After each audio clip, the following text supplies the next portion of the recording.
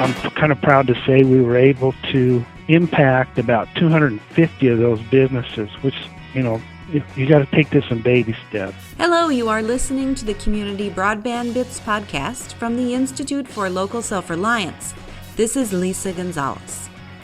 The Director of General Services for the City of Cortez, Colorado, Rick Smith, joins Chris this week to dig into the story of the community's fiber network. Rick explains how the community incrementally expanded that asset to what is now an open access network. They've faced a few challenges, but designed their business model to fit the community. As a result, their network has flourished. Here are Rick and Chris.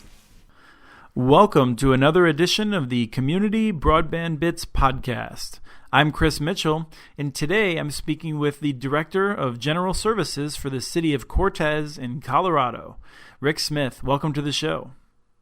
Thank you, Chris.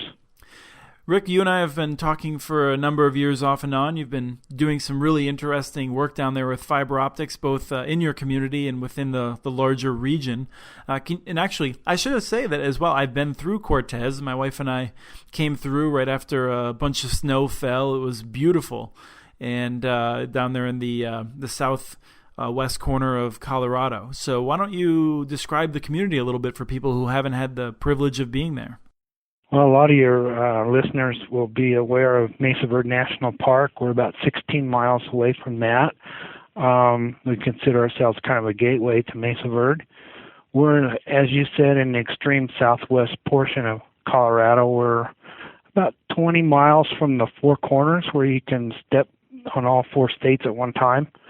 Cortez itself is a small community. We have about 8,300 people. Quite a few in the county area, which is Montezuma County, but Cortez is the largest city in the county. So we're about 45 miles from Durango. A lot of people know about Durango. So it's a fairly rural area with the population being fairly well spread out, except for some of the communities that you just mentioned, right? Correct. So in this area, you haven't had the best connectivity. Back in 1999, we were trying to get a T1 out of here to Denver, and the pipe was full. The incumbent at that time served southwest Colorado, a 5-county region, with just 2 microwave links out of here. So we had them come down, and of course we got the textbook answer of can't make a business case, too rural. At that time, City Council decided to take destiny in their own hands, and we started exploring ways of bringing telecommunications in without the help. It was a collaborative effort between southwest Colorado and northwest New Mexico, and that was the beginning of the fiber going on the overhead power lines, and it actually hooked up Grand Junction, Colorado down to Albuquerque. Everybody rides that same pipe out of here now, including the incumbent. So that improved our pipeline. But it still didn't solve the problem internally inside the city. So we did a study, and we first connected up the municipal buildings. Can I ask what the time frame was of when you started connecting the internal buildings? We started connecting the internal buildings in about 2002. And we, of course, deployed different services such as VoIP. That came along in 2005. We approached the Department of Local Affairs for the state of Colorado and received a grant. And from that grant, we were able to connect up the county buildings, the hospital, and the school districts. And that happened in about 2005. So that was the beginning of what we call our government network in town. And nothing really took off until we were able to make that connectivity out of town. I mean, it was great to be on fiber, but it didn't really mean much. And we put in a OC3 facility from the incumbent, and that's when things really started taking off. Then you were actually started working on solving your problem with the long haul getting out of town. And before that was solved, you'd started connecting some of the local buildings, and you couldn't really take advantage of those local connections until after you solved that long haul problem with the connection between Santa Fe and Grand Junction. Is that right? That's correct. We built the local network but had nowhere to go. So when we got the long haul built and we were able to make that connection, then things started to take off because then people saw the value in it. It was expensive, but we ran the government network kind of like a co-op. We just kind of took all the cost and divided it up by the number of members, and off we went. So we had all the schools, the hospital, fire department, city buildings, county buildings already connected. So we had the aggregation already. In 2010, by having fiber in town, businessmen, people were asking to get on the network. And prior to 2005, this is an important thing in Colorado, we were already serving just a few businesses on that network. We had a independent phone company that we were handing off signal to, and they were taking care of the private business. The reason I say that's so important is because in 2005, the state of Colorado passed that crazy law called Senate Bill 152, which prohibited governments from providing service. Right. It was some people call it the Quest Law because the predecessor to CenturyLink, Quest Communications, was the one that pushed that through for its own interests. Correct. In the case of the city of Cortez, we were very fortunate in the fact that we were considered grandfathered under that law because we were already doing services. So we decided, what can we do for economic development that we can enhance Cortez? And one of the obvious questions was, let's deploy fiber to the business. So in 2010, we got a planning grant, which included doing the business case, doing surveys. And that was from the state? Yes, that was from the state, from the Department of Local Affairs. We really need to do this. I know some of your listeners know Dr. Andrew Cohill. One of the first things we did when we did that, we brought him in and we invited people like the government, people that are already on the network, how they could use it, bankers, county commissioners, city council members, prominent business people around town. And what Dr. Cohill did was kind of expand on the benefits of open access and why this is so important. So I think that was one of our key things that we did. So that's what you were doing at the local level in terms of trying to build this open access network to spur economic development. But I also know that you were being active at a more regional level with nearby counties. Can you tell us what was happening there? Colorado's divided up in economic development regions, and we're considered Region 9, which is a 5-county area. And some of the other towns were, look what Cortez is doing, and why can't we do some of that? Well, of course, Senate Bill 152 blocks a lot of communities from even knowing how to proceed. We thought, why can't we take this model of the government network at a minimum and expand it region-wide?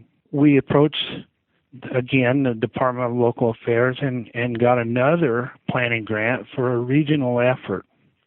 And I might say that this has become kind of a model for the Department of Local Affairs to have the other regional approaches to rural broadband. DOLA is real proactive in planning grants for this. So right now they're kind of looking at Region 9 as the poster child for implementing a regional effort. Would other regions need to have an anchor such as yourself that is either grandfathered or someone that's passed the referendum to restore their local authority? Well, in Colorado today, you kind of have a mixture of all things. Some regions aren't doing much. Some regions are, like in Montrose, have passed a ruling against to allow them to do services and exempt Senate Bill 152. So it's kind of all over the place. But they have created regional technology planning groups, and they're taking our playbook, so to speak, and kind of moving it around the state. We did another study, and in that study was identifying, of course, the community anchor institutions in each community. We also invited early on, right at the start, the local telecom providers, because we recognize that there's no way Region 9, being a rural area of the state, could afford to overbuild everything. So our grant mostly focused on collaboration and building a network within each community, and then leveraging the infrastructure that was already in place between the communities to build out the middle mile. Long story short, we got the grant, we submitted it to DOLA, and we were successful in getting a regional grant for $3 million from the state, which we had to match regionally with $1 million. So we had basically a $4 million project. And as you can see, you couldn't build much middle mile with $4 million. So from there, we started digging down into the details, and each community came up with a design for their internal city. We just completed that grant, and I'd have to say region-wide it's been pretty successful. Now, to speak to Cortez specifically, since we had the business model, business case already done, we had the city already designed for fiber to the home, we got $1 million out of that $4 million pot. And with that, our plan was to begin what we call phase one, the fiber to the business project. And when was that? That was in 2011 we started construction. Okay. So then what we did, we took our roadmap design, field engineered it, and we broke the city business district into chunks we thought would fit with the $1 million, because obviously $1 million wasn't going to cover all of the business districts. We contacted the Chamber of Commerce, and we understood that there's about 650 businesses in Cortez. When we did our bid process, we just kind of broke it out in chunks so that we could make the project fit the money. I'm kind of proud to say we were able to impact about 250 of those businesses, which, you got to take this in baby steps. Absolutely. Out of that 250, today we have sold about 172 drops, fiber drops we call it, which means fiber to each building, fiber building and business. And we're enjoying a take rate that's right at the national norm of about 40%. So does that mean that of the companies that paid for drops, that not all of them decided to take service? Correct. What was the cost of the drop?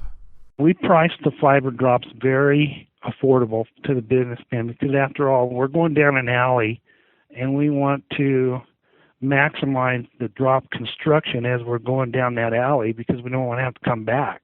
Yes. And the alleys are all paved, and by the way, our whole network is underground. None of it is above ground, because the city does not own the electric utility. It's a separate co-op, and it gets to control of the network. And the city did not want anybody else telling us where we couldn't go within the city. What we learned out of that fiber drop was the first thing the incumbent did was went in and signed everybody up as quick as they could to a longer-term contract.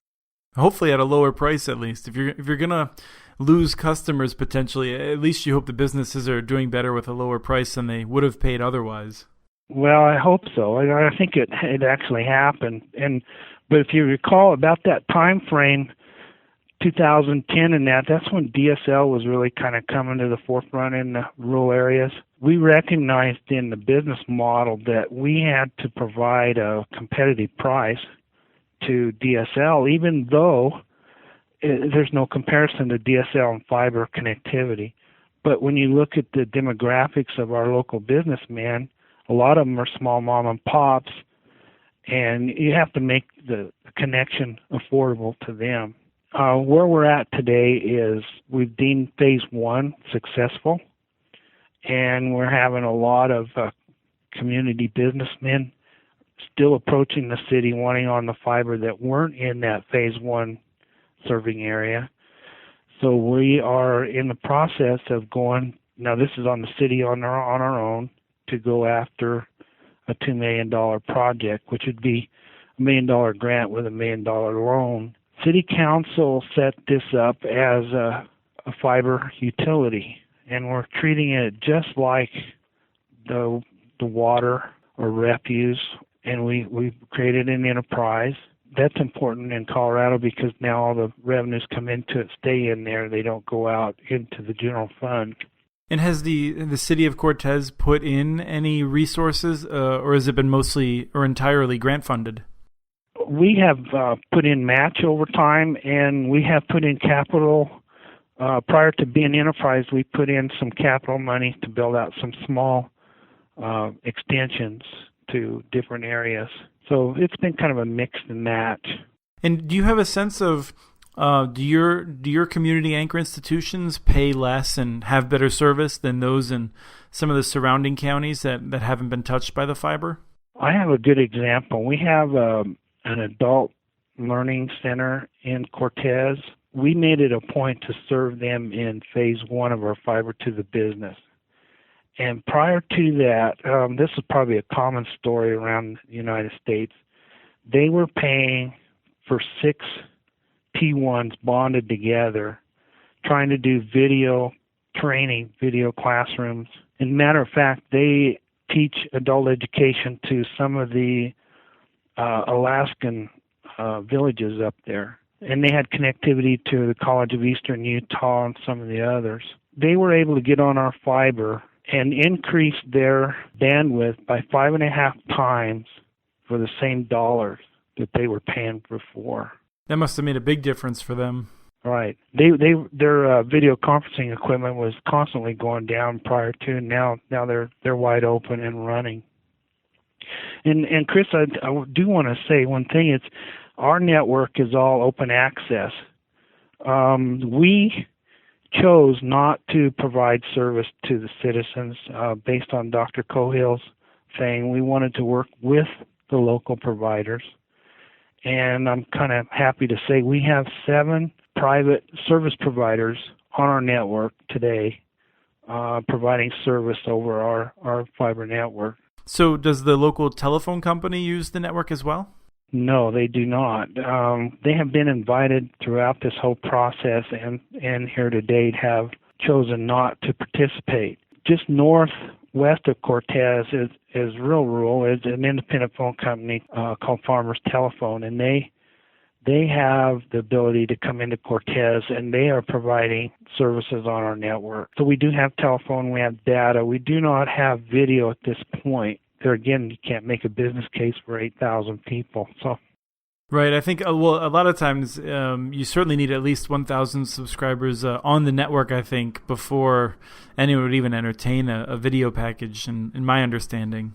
Yeah. And I looked into the cost of building a video head in, and even buying used equipment was not cost effective. And then you get into the whole programming side of things, so it just didn't pencil out for us. So what is your ultimate vision? Is it to serve the entire community with an open access network, to serve the whole 5-county region, or is there someplace in between? My vision and the city of Cortez vision is to eventually have fiber to the home in all areas of the town. We've already completed phase 1. We get phase 2 done. That will complete the other 400 and some businesses, so that will take care of all the business districts.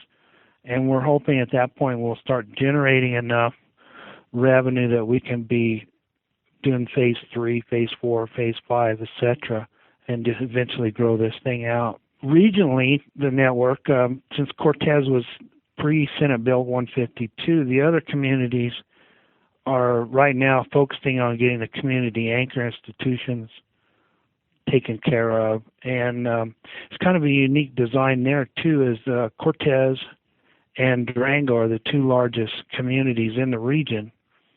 And our network design for that is we put a main, what we call aggregation hub in Durango and a main aggregation hub in Cortez. So Durango hub serves the eastern portion of that 5-county region, and Cortez hub serves the western point. And there again, we've collaborated with the private service providers to carry traffic from the other towns into the hub. And then from the hubs, we have connected the 2 hubs, and we have redundancy built in so that if Durango goes down there, traffic comes over to Cortez and goes upstream.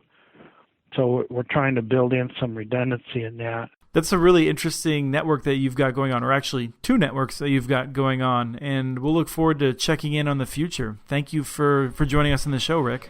You're very welcome, Chris. Thank you for the opportunity.